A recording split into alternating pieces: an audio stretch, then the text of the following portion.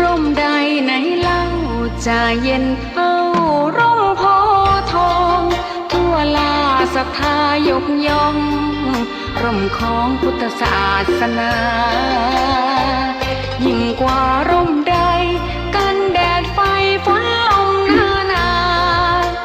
แผ่กิ่งก้านสาขาปกคลุมประชาทุกชีวิต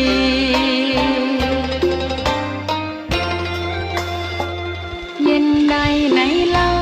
จะเทียมเท่าเย็นใจพระธรรมที่ทรงตรัสไว้เป็นความจริงใสตรัสไว้ด้วยดีผู้ทำเห็นเองไม่จำกัดการเวลานาทีผิดถูกแก้กันตรงนี้จะไม่มีเรื่องราวก่อกวนพุทธศาสนาเชื่อมมากับเมืองสยามวัดบ้านโรงเรียนเขตข้ามปฏิบัติตามแม่ยามเรรวนคิดทำสิ่งใดเป็นไปเพื่อประโยชน์ทั้งมวลทำดีละสิ่งยั่วย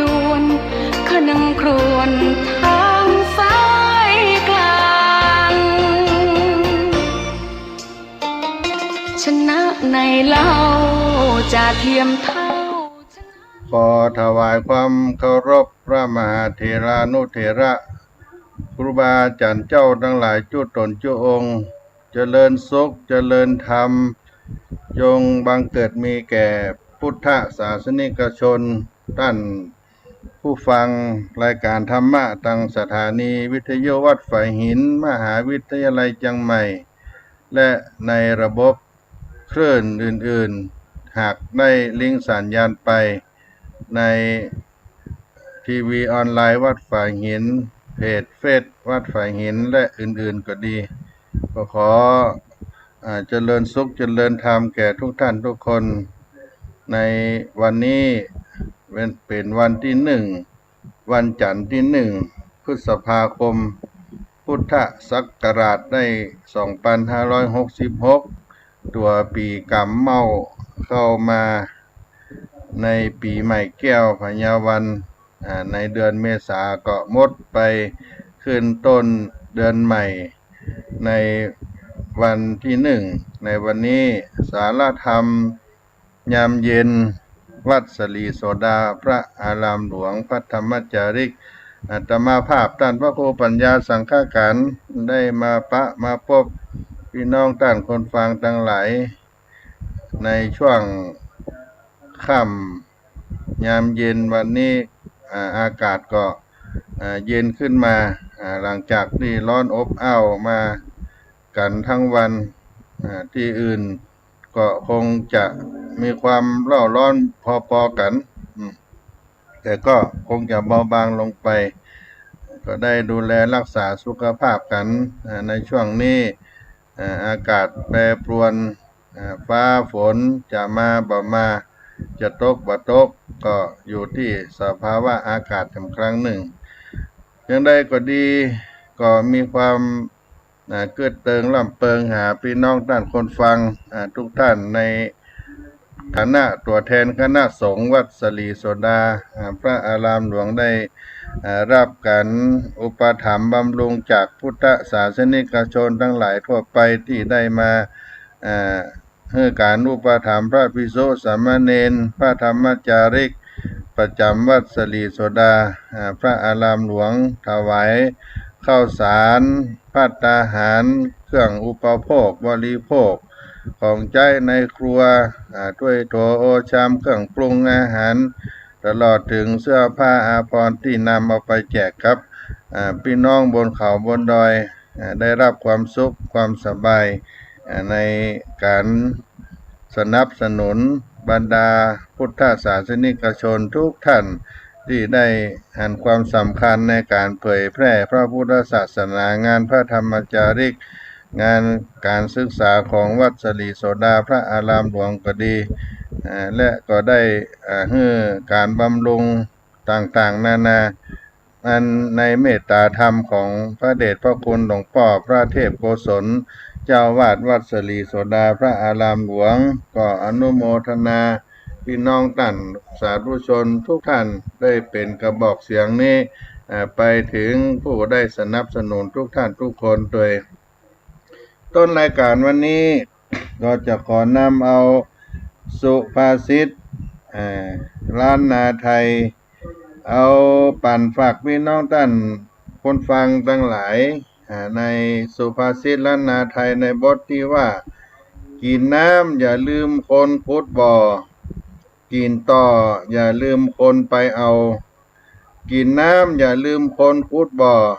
กินต่ออย่าลืมคนไปเอาได้ดื่มน้ำอย่าลืมนึกถึงคนขุดบ่อได้กินไข่ตัวต่ออย่าลืมนึกถึงคนไปเอาในความหมายนั้นก็เป็นการบำเพ็ญกตัญญูตธรรมเป็นผู้ที่ได้มีความกตัญญูกตเวทิตาธรรมในบทสุภาษิตล้านนาไทยบทนี้ก็มีบทคร่าวเอาไว้ว่ายามเมื่อกินน้ำอย่าลืมถามหาคนคุดทาลาบ่อดินหินสร้างกินต่อก็ตามเพื่องามดังอ้างไผไปเตหังต่อนั้นเพื่อเกิดถึงกุลเนื่องหนุนที่สั้น เป็นเครื่องหมายอันคนดี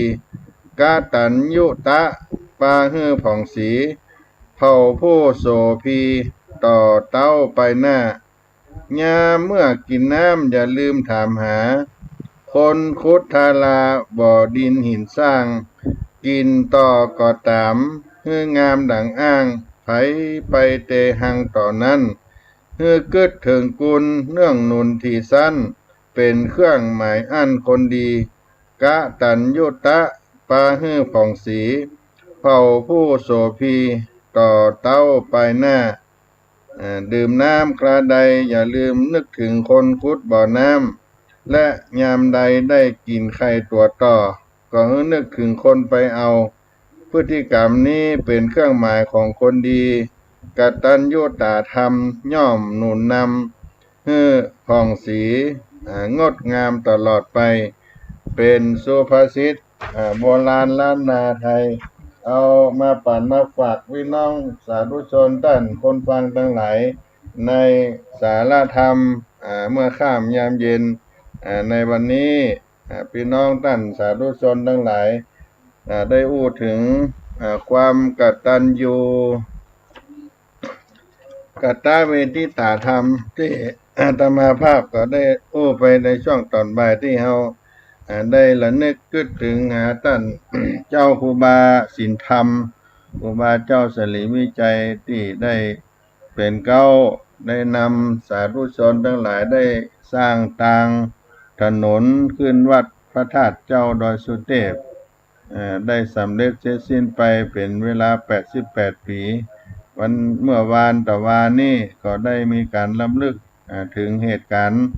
ในวันประวัติศาสตร์นั้นณวัดสลีโสดาพระอารามหลวงแห่งนี้ก็เป็นที่ตั้งปล่อยหลวงทางขึ้นวัดพระธาตุเจ้าดอยสุเทพ15 วัน15 คืนในอดีตที่วัดสลีโสดาแห่งนี้ก็เป็นการแสดงถึงความกตัญญูกตเวทิตาธรรมย่อมนำสุขเป็นมังคละมาให้เพราะว่าความกตัญญูนั่นเป็นธรรมะที่อยู่ในมังคละสูตรมังคละที่25ที่องค์สมเด็จพระสัมมาสัมพุทธเจ้าพระพุทธองค์ทรงตรัสไว้โดยมุ่งประเด็นให้นำไป พัฒนาเป็นคุณสมบัติของคนดีให้ได้ตระหนักเป็นนิจอยู่เสมอถึงความดีหรือประโยชน์ที่ผู้อื่นมาปฏิบัติต่อเฮาหรือเป็นการพัฒนามนุษย์ให้กลายเป็นบุคคลที่ผู้รู้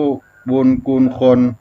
ซึ่งการรู้บุญคุณคนหรือรู้อุปการะคุณที่คนอื่นทำให้ตนเองนับถือเป็นหลักแหล่งความเป็นธรรมอย่างหนึ่งในสังคมเพราะเป็นในสังคมมนุษย์เราเพราะเป็นการสอดคล้องกับหลักคำสอนที่ว่าการทำดีได้ดีการทำชั่วได้ชั่วตามที่พระพุทธเจ้าพระองค์ได้ทรงสอนไว้มีคนทำดีให้เฮาและเฮาได้รับผลประโยชน์จากการทำดีของเขาเป็นต้นว่าได้ลาภะญาสะสักเสริญความสุขลาภยศสรรเสริญและความสุขแต่เฮารับรู้เพียงผลประโยชน์ที่เกิดขึ้นแก่ตนบ่รับรู้คุณความดีของเปิ้นย่อมก่อให้เกิดความบ่ยุติธรรมต่อกันความกตัญญูก็เป็นหลักธรรมที่พระพุทธศาสนาได้สอนให้คนเป็นคนดีก่อให้เกิดความเมตตาให้เอื้ออาทรต่อกันความกตัญญูก็เป็นหลักธรรมที่พระพุทธศาสนาได้สอนให้คนเป็นคนดีก่อให้เกิดความเมตตาเอื้ออาทรกันในสังคมซึ่งเป็นที่ปรารถนาที่ต้องการในทุกชุมชนทุกองค์กรและทุกสังคมทุกที่ทุกแห่งในทุกยุคทุกสมัยคนที่มีคุณสมบัติของความกตัญญูก็จะผลักดันความเจริญรุ่งเรืองให้แก่ครอบครัวโรงเรียนชุมชนสังคมประเทศชาติบ้านเมืองให้เจริญคนดีอยู่ในครอบครัวอยู่ในองค์กรชุมชนสังคมประเทศใด แหล่งพื้นที่แห่งนั้นๆก็ย่อมมีความสุขความกตัญญูก็จึงเป็นคุณสมบัติและสัญลักษณ์ของคนดีซึ่งเป็นบุคคลย่อมมีชีวิตประสบแต่ความก้าวหน้าเจริญรุ่งเรืองเป็นหลักถือปฏิบัติในการดำเนินชีวิตของสัตบุรุษในสังคมชาวพุทธคนมีกตัญญูกตเวทีย่อมเป็นผู้ควรค่าแก่ความฮักเกียรติศักดิ์ศรีและการยกย่องสรรเสริญจากผู้อื่นเนื่องด้วยการได้ปฏิบัติธรรมะอันถือเป็นมังกละอย่างที่สุดในขณะที่ความคิดและความเชื่อตามวัฒนธรรมไทยที่สรรเสริญผู้มีความกตัญญูและก็ตำหนิผู้ที่บ่รู้จักบุญคุณคนอื่นเป็นอย่างมากคนไทยชาวพุทธก็มีความเชื่อว่าผู้มีความกตัญญูต่อครูบาอาจารย์พ่อแม่ก็จะมีความเจริญรุ่งเรืองประสบความสำเร็จในชีวิตในทางตรงกันข้ามผู้ที่บ่มีความกตัญญูหรือเรียกอีกอย่างหนึ่งเป็นคนเนรคุณจะประสบความสำเร็จในชีวิตและเป็นที่ยอมรับของสังคมอย่างที่มีการเปรียบเทียบว่าคนที่เนรคุณเป็นคนมีศิลปะในการดำเนินชีวิตจิตใจขาดน้ำด่อเลี้ยงหยาบกระด้างคนเนรคุณนี้บ่เอาใจเขามาใส่ใจเฮาขาดความหันอกหันใจคนอื่นผู้อื่นขาดความหันอกหันใจเพื่อนและบ่มีความเมตตาเอื้ออาทรต่อผู้อื่นดังนั้นความกตัญญูก็จึงเป็นลักษณะของการรู้สึกสำนึกในคุณด้วยแสดงความเคารพนับถือเชื่อฟังทำให้ผู้อื่นสบายใจและช่วยเหลือในกิจการงานต่างๆการกระทำลักษณะนี้ก็ย่อมนำมาซึ่งความสุขความสบายใจความเจริญและเป็นสิริมงคลแก่ชีวิตและหน้าที่การงานดังนั้นความกตัญญูก็เป็นสัญลักษณ์หรือเครื่องหมายของคนดีด้วยการเริ่มจากการที่เยาวชนเฮาได้รับการปลูกฝังคุณลักษณะที่ดีในเรื่องของความกตัญญูต่อผู้มีพระคุณถือเป็นเรื่องที่ดีเป็นการสร้างภูมิคุ้มกันให้สังคมการเลี้ยงดูของครอบครัวการกล่อมเกลาทางสังคมเป็นสิ่งสำคัญที่จะช่วยอบรมและส่งเสริมพฤติกรรมของเด็กและเยาวชนให้มีคุณลักษณะของการเป็นคนมีความกตัญญูความตระหนักรู้คุณของบุคคลสัตว์และสิ่งแวดล้อมที่มีต่อตนเองทั้งโดยตรงและโดยอ้อมเพื่อการเจริญเติบโตเป็นผู้ใหญ่ผู้นำผู้บริหารองค์กรหน่วยงานประเทศได้อย่างแข็งแรงมั่นคงยั่งยืนเป็นการปกครองโลกให้อยู่ได้และอยู่แบบความสงบสุขด้วยความกตัญญูนี่เป็นสิ่งที่เป็นเครื่องหมายของคนดีความกตัญญูท่านสาธุชนทั้งหลายมีความหมายมาในศัพท์ที่ว่ากตัญญูตะความกตัญญูกตัญญูรู้บุญคุณท่านที่ทำให้ผู้รู้คุณเป็นคำคู่กันกตเวทีกตแปลว่าอุปการะคุณที่ท่านทำแล้วเป็นผู้ที่รู้บุญคุณสำนึกในคุณเป็นผู้รู้คุณที่คนอื่นทำให้แก่ตนซึ่งความกตัญญูจะเป็นความดีที่เป็นพื้นฐานของคนดีเมื่อคนดีมีความกตัญญูเป็นพื้นฐานแล้วความดีตั้งหลายก็ไหลไปสู่กับคนดีเปรียบเสมือนสายน้ำลำธารทุกสายทุกแม่น้ำก็ไหลลงสู่หน้าทีแม่น้ำใหญ่มหานาทีแม่น้ำใหญ่และสร้างความมีประโยชน์ให้แก่คนสัตว์สิ่งของแม้แต่สิ่งแวดล้อม ซึ่งเป็นคนดีที่คิดทำดีต่อและสนองดีตอบคนที่มีการเป็นคนดีที่คิดทำดีต่อและสนองดีตอบก็มีอยู่สองพวกก็คือหนึ่งคนดีที่มีคนดีแบบมีเงื่อนไขซึ่งเป็นลักษณะที่เป็นคนดีบริสุทธิ์หันแก่ประโยชน์ส่วนตนสองคนดีแบบบ่มีเงื่อนไขซึ่งเป็นลักษณะที่เป็นคนดีบริสุทธิ์บ่หวังผลตอบแทนพื้นฐานที่ดีของมนุษย์ก็คือความกตัญญูอันเป็นศิลปะในการอยู่ร่วมกับผู้อื่นในสังคมเนื่องจากมนุษย์เป็นสัตว์สังคมมีความสัมพันธ์กับผู้อื่นและสิ่งอื่นอยู่อย่างเป็นพลวัตนับตั้งแต่เกิดมีบุพการีเลี้ยงดูเข้าห้ามเข้าเรียนศึกษาในการศึกษาก็มีครูบาอาจารย์ได้สั่งได้สอนเข้าปฏิบัติงานทำงานก็มีผู้บริหารได้อบรมการปฏิบัติงานที่ถูกต้องมีเพื่อนร่วมงานช่วยกันทำงานเป็นทีมเพื่อส่งผลให้งานประสบความสำเร็จรวมทั้งอาศัยปัจจัยสี่เพื่อการดำรงชีวิต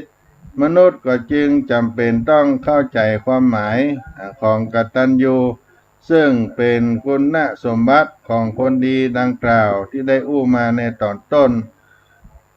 ในลักษณะของความกตัญญู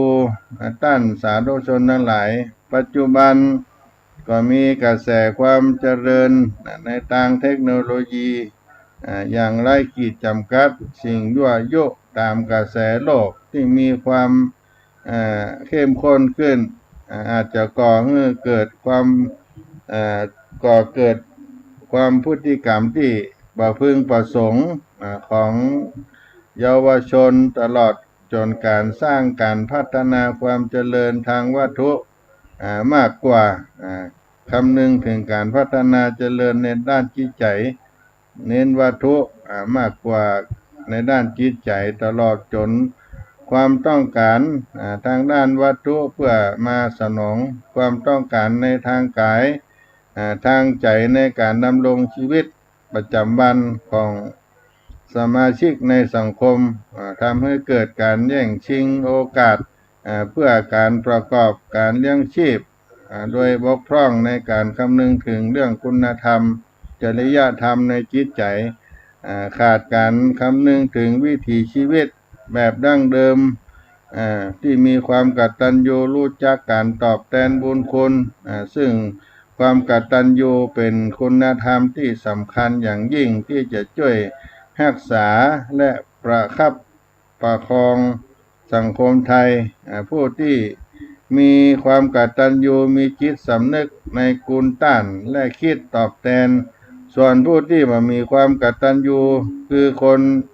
อกตัญญูเนรคุณบ่รู้คุณ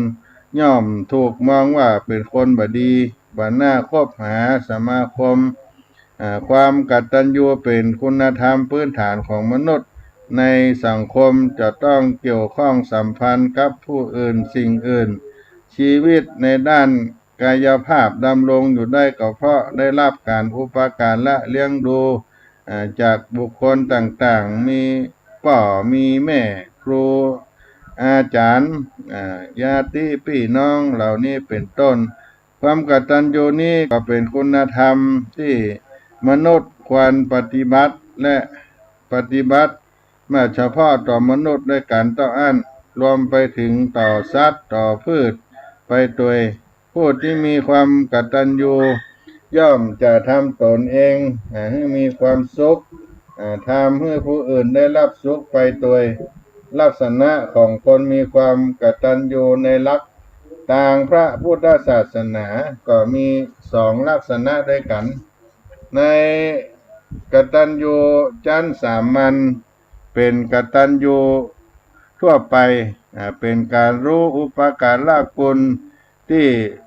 บุคคลอื่นทำให้เฮาซึ่งเป็นเหตุให้เกิดกตเวที เป็นการตอบแทนคุณ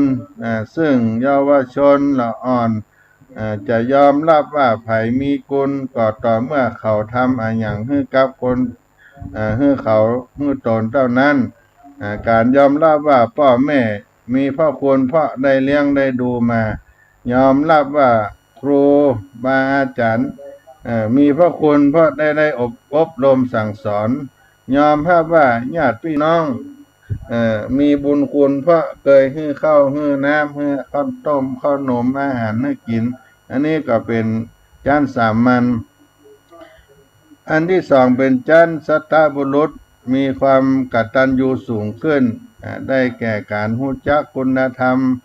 ความดีที่มีอยู่ในตัวบุคคลอื่นใครมีความดีก็รู้ว่าเขาเป็นคนดีบอกว่าจะทำอันยังให้เฮาหรือบ่ทำก็ตามบ่ยึดเอาตัวเองเป็นเครื่องวัดความดีของคนอื่นเป็นการตัดสินความดีด้วยความดีและรู้จนกระทั่งว่าทำทั้งหลายที่มีคุณค่าอย่างใด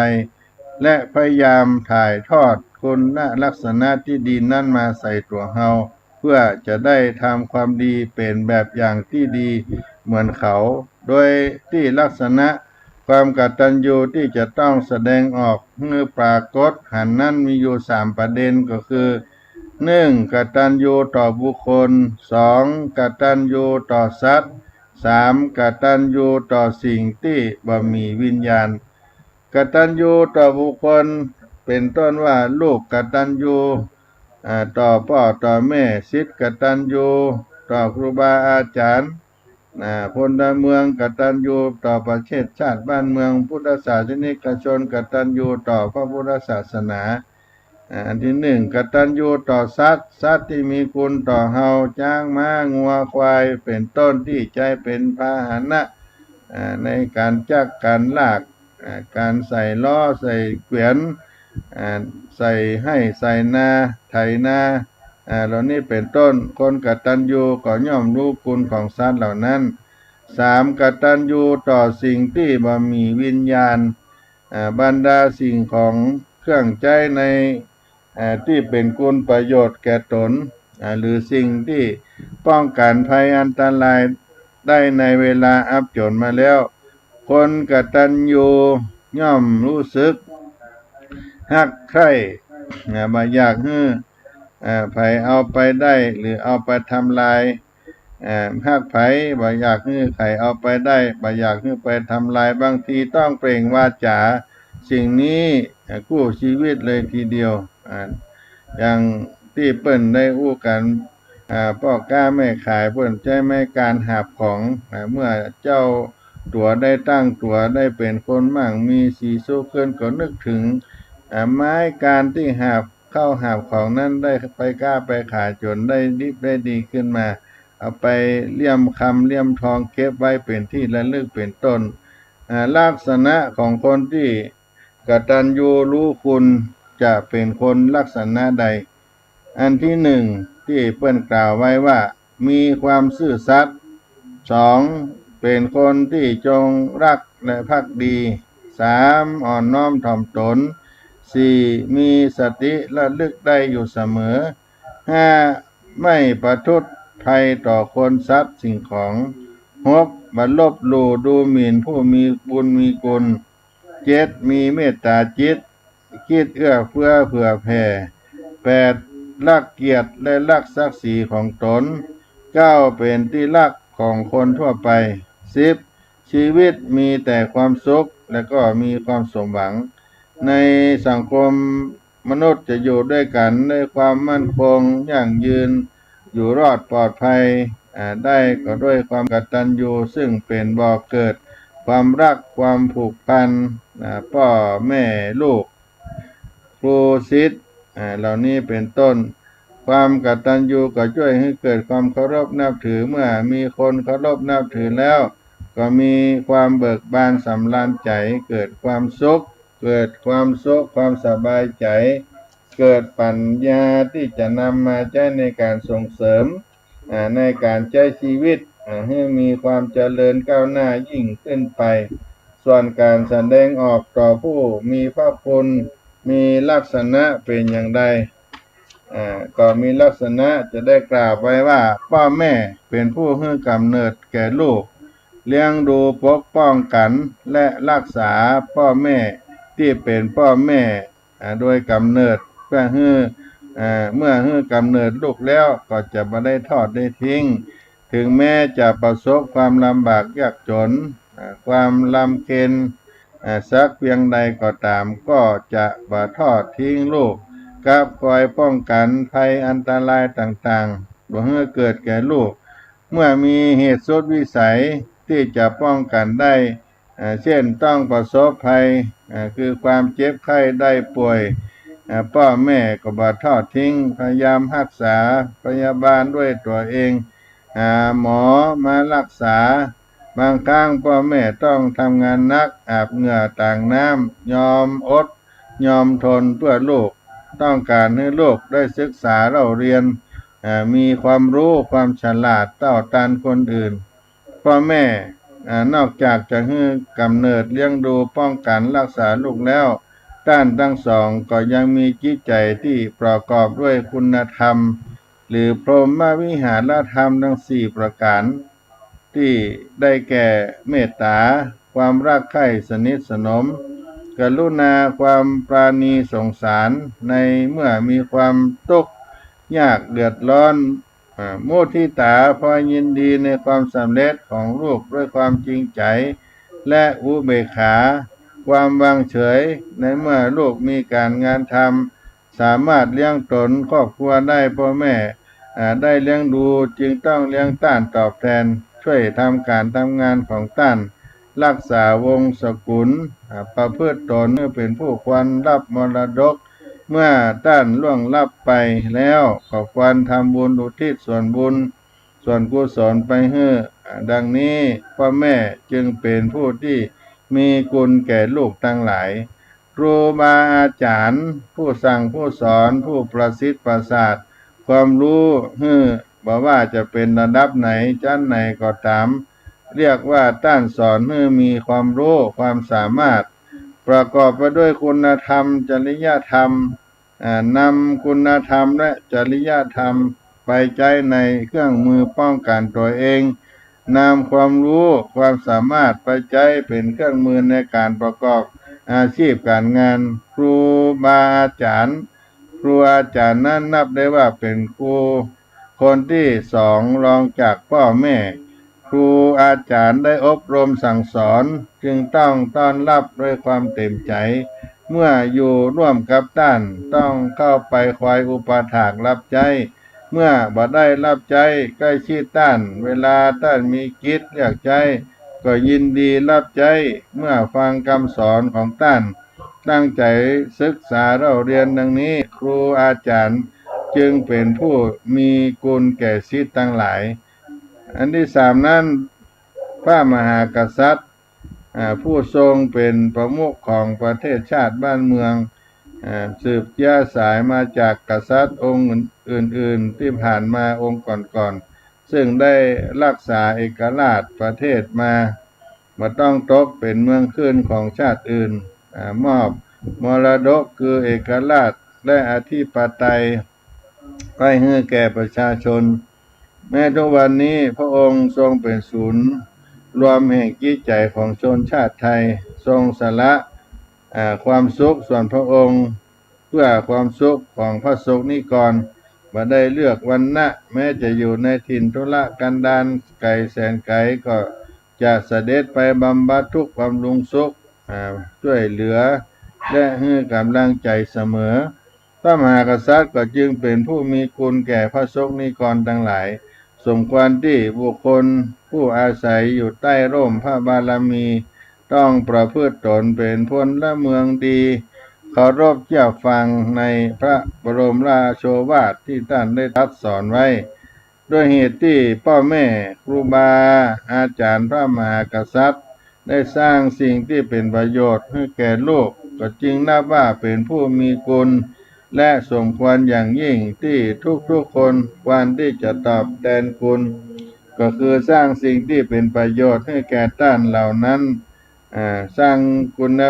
ประโยชน์ให้แก่ท่านเหล่านั้นพ้องตามสมควรแก่ความสามารถและโอกาสอำนวยในการปฏิบัติประกาศคุณท่านก็คือการประกาศว่าผู้มีพระคุณของเราดีอย่างใดถ้าผู้มีพระคุณเป็นพ่อแม่โดยพูดถึงพ่อแม่ให้คนอื่นฟังได้ว่าท่านดีครับเราอย่างใดกิจกรรมที่นิยมทำกันมาก็คือการทำบัตรอวยพรวันพ่อวันแม่วิธีที่ดีที่สุดก็คือประกาศที่ตัวเองเป็นลูกและได้รับการอบรมจากพ่อแม่ฉะนั้นความประพฤติของเด็กจะเป็นตัวประกาศคุณพ่อคุณแม่ไม่ว่าจะตั้งใจหรือบ่ตั้งใจก็ตามตอบแทนคุณท่านก็คือเมื่อรู้ท่านมีคุณมีอุปการะต้องตอบแทนเช่นผู้มีพระคุณเป็นพ่อแม่ลูกสามารถตอบแทนได้โดยการเป็นเด็กดีช่วยเหลือการบ้านการเฮือนประพฤติตนเป็นลูกที่ดีขอต่อคุณพ่อคุณแม่นี่ก็โดยเหตุที่พ่อแม่ครูบาอาจารย์พระมหากษัตริย์นั้นมีพระคุณความกตัญญูทำให้สถาบันครอบครัวสังคมได้มั่นคงซึ่งนับว่าเป็นหลักธรรมพื้นฐานที่ทำให้มนุษย์เราได้รู้จักการกระทำหน้าที่อันเหมาะสมของตนโดยเริ่มจากความรับผิดชอบต่อตนเองความรับผิดชอบต่อหน้าที่ในสถาบันครอบครัวพ่อแม่ทำหน้าที่เป็นฐานะบุพการีลูกเต้าปฏิบัติหน้าที่ต่อพ่อแม่ในฐานะผู้มีความกตัญญูกตเวทีอันจะขยายผลในระดับสังคมที่กว้างออกไปความกตัญญูช่วยให้โลกอยู่รอดบ่มีปัญหาของคนชราบ่มีคนเลี้ยงปัญหาสงครามปัญหาความโหดร้ายทารุณปัญหาการเมืองปัญหาเศรษฐกิจต่างๆนานาก็จะหมดไปสภาวะสิ่งแวดล้อมดังธรรมชาติจะสมดุลบ่ถูกทำลายคนมีความกตัญญูย่อมระลึกถึงบุญคุณคนมีความกตัญญูย่อมระลึกถึงบุญคุณของป่าไม้ต้งนาแม่น้ำลำธารถนนหนทางสิ่งสาธารณประโยชน์ช่วยกันอนุรักษ์บำรุงรักษาในสิ่งเหล่านั้นให้คงอยู่กับมนุษย์อย่างสมดุลและกลมกลืนในแนวทางการจัดกิจกรรมพ่อแม่ที่ช่วยส่งเสริมความกตัญญูที่เป็นวัฒนธรรมที่ดีที่งามตามขนบธรรมเนียมประเพณีและวัฒนธรรมไทยได้สอดแทรกความกตัญญูอันนี้ไว้เกือบทุกเรื่องเช่นการทำบุญอุทิศส่วนกุศลให้กับคนตายการบวชการเคลื่อนปีใหม่วันสงกรานต์มหาสงกรานต์วันลอยกระทงเหล่านี้เป็นต้นเป็นเรื่องที่ทำได้ไม่ยากถ้าพ่อแม่ให้การเลี้ยงดูเอาใจใส่และเป็นการแบบอย่างที่ดีกับลูกในการสร้างพฤติกรรมดังนั้นกิจกรรมทางตรงก็คือการส่งเสริมให้ลูกได้ปฏิบัติได้ทำกิจกรรมที่เป็นการปลูกฝังให้เกิดความกตัญญูเป็นต้นว่าสอนให้ลูกช่วยยกน้ำตักน้ำให้พ่อให้แม่ได้ดื่มได้กินเมื่อกลับมาจากทำงานช่วยถือของเล็กๆน้อยๆไปเมื่อต้องไปซื้อข้าวซื้อของหรือการที่ลูกช่วยงานทำงานบ้านแทนพ่อแทนแม่พ่อแม่ก็คงจะชื่นชมและเน้นถึงความสำคัญของพฤติกรรมว่าลูกได้แสดงออกซึ่งความกตัญญูต่อพ่อแม่แล้วกิจกรรมทางอ้อมก็เป็นการเป็นแบบอย่างที่ดีพ่อแม่ต้องแสดงพฤติกรรมกตัญญูให้ลูกได้รู้ได้หันเช่นการให้ข้าวให้ของต่อคุณปู่คุณย่าคุณตาคุณยายญาติผู้ใหญ่ผู้มีพระคุณให้ลูกได้มีส่วนร่วมในการมอบสิ่งของอธิบายสิ่งต่าง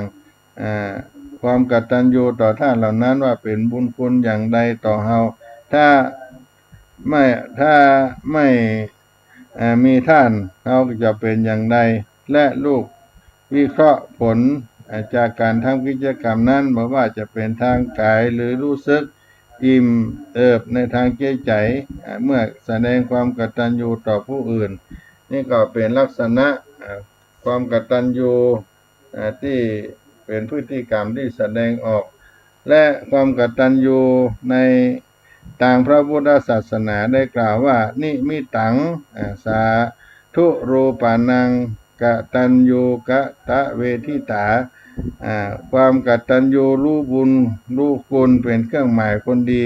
ที่สอนให้บุคคลผู้รู้คนอื่นเป็นผู้รู้คุณของคนอื่นบุคคลผู้รู้คุณที่คนอื่นกระทำแล้วและทำตอบแทนบุคคลที่มีคุณและสร้างสิ่งที่เป็นประโยชน์แก่เฮานั้นมีมากมายเป็นต้นว่าที่มีตัวอย่างพ่อแม่ครูบาอาจารย์พระราชามหากษัตริย์เป็นต้นซึ่งในมงคล38เรื่องความกตัญญูก็อยู่ในมังกรราชที่25กตัญญูรู้บุญคุณพ่อแม่คนเฒ่าแก่อาจารย์ท่านทรงศีลจอมมุนินปิ่นเกล้าเจ้าธานีวิธีแทนคุณสมดุลกันเพิ่นกล่าวไว้แสดงให้หันในถึงการรู้คุณและตอบแทนบุญคุณท่านผู้นั้นบุญคุณที่ว่านี้บ่ใช่ตอบแทนแล้วก็หายกันแต่หมายถึงล้ำลึกถึงพระคุณที่เคยให้ความอุปการะแก่เฮาด้วยความเคารพยิ่งต้านว่าสิ่งของหรือผู้ที่ควรกตัญญูนั้นมีดังนี้1กตัญญูต่อบุคคล2กตัญญูต่อสัตว์3กตัญญูต่อสิ่งของกตัญญูต่อบุคคลที่ควรกตัญญูก็คือไผก็ตามที่มีบุญคุณควรระลึกถึงและตอบแทนมีการตอบแทนพ่อคุณพ่อแม่ครูบาอาจารย์เป็นต้นกตัญญูต่อสัตว์สัตว์ที่มีคุณต่อเฮาช่วยทำงานให้เฮาก็ควรเลี้ยงดูให้ดีเป็นต้นว่าจ้างม้าวัวควายที่เฮาใช้การใช้งานแม้แต่สุนัขที่เฮาใช้เฝ้าบ้านเป็นยามดูแลรักษาความปลอดภัยเหล่านี้เป็นต้น3กตัญญูต่อสิ่งของก็ได้แก่สิ่งของทุกอย่างที่มีคุณต่อเฮาเช่นว่าหนังสือที่มีความรู้แก่เฮาอุปการะคุณมาหากินต่างๆเราบ่ควรทิ้งขว้างหรือน้ำทำลายโดยบ่หันคุณค่าเพราะฉะนั้นความกตัญญูก็ทำได้บ่ยากเพียงแค่มีจิตที่บริสุทธิ์และจริงใจสร้างสิ่งที่เป็นประโยชน์ให้แก่ท่านเหล่านั้นความสมควรแก่ความสามารถและโอกาสได้อำนวยและที่สำคัญมีใจที่เมตตาอารีคอยช่วยเหลือผู้อื่นเหมือนที่ผู้อื่นคอยช่วยเหลือเฮามาแล้วผลบุญนั้นจะส่งผลให้แก่เฮาบ่วันนี้ก็วันข้างหน้าซึ่งในทางพระพุทธศาสนาก็ได้กล่าวได้ว่าผู้ที่เราควรปฏิบัติเมื่อถูกต้องตามก็มีอยู่6อย่าง1พ่อแม่ครูบาอาจารย์บุตรภรรยาและมิตรสหายบ่าวไพร่ผู้อยู่ใต้บังคับบัญชา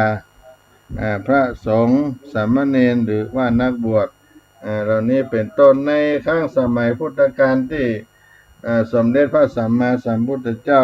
เสด็จอยู่ในกรุงราชคฤห์เช้าวันหนึ่งคณะพระองค์กำลังเสด็จไปรับบิณฑบาตทอดสายพระเนตรหันมานพชายผู้หนึ่ง